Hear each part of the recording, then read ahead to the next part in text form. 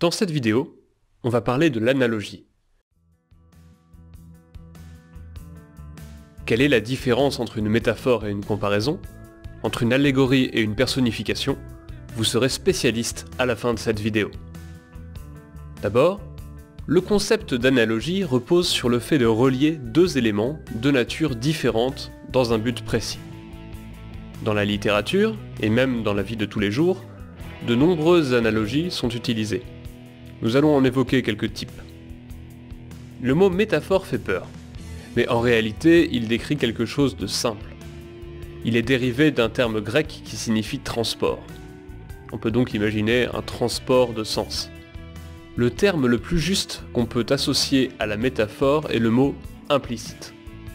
On laisse deviner au lecteur de quoi on parle en réalité. Le meilleur moyen de décrire une métaphore est de la mettre juste à côté d'une comparaison. Regardez ces deux phrases. Selon vous, quelle est la différence? Oui, la seule différence est le mot « comme ». Il s'agit d'un outil de comparaison, comme « tel », « semblable à »,« qui ressemble à » et beaucoup d'autres. Si cet outil de comparaison est présent dans une phrase, alors c'est une comparaison. Si on regarde bien, on voit trois éléments. Un comparant, un comparé et l'outil de comparaison dont on vient de parler. Dans le cas d'une métaphore, tous ces éléments ne sont pas forcément présents. Regardez l'expression « il pleut des cordes ». Ici, la comparaison entre les gouttes de pluie et les cordes est implicite. Il ne pleut pas littéralement des cordes, heureusement. Avant tout, deux choses importantes à savoir.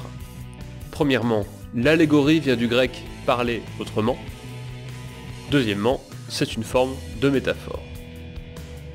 Le but d'une allégorie est de rendre concrètes des choses abstraites, comme une notion générale, comme la vie, la mort, la liberté, la paix, une qualité, la pureté ou la beauté, ou un défaut, l'avarice par exemple. Vous connaissez déjà les allégories, regardez.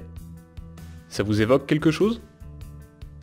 La personnification, comme son nom l'indique, revient à donner des traits d'être humain à un animal ou à quelque chose d'inanimé. Regardez cette phrase.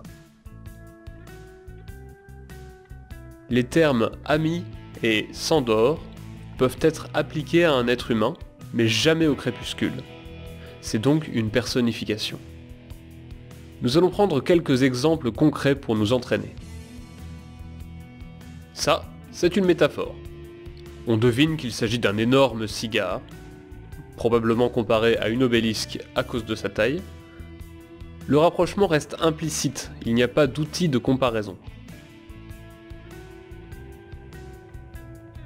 Pas de difficulté ici. On voit l'outil de comparaison le plus courant, le mot « comme ». Il s'agit donc bien évidemment d'une comparaison. Ici, on ne se pose pas la question de la métaphore ou de la comparaison, on se demande s'il s'agit d'une personnification ou d'une allégorie. Le sujet est l'habitude.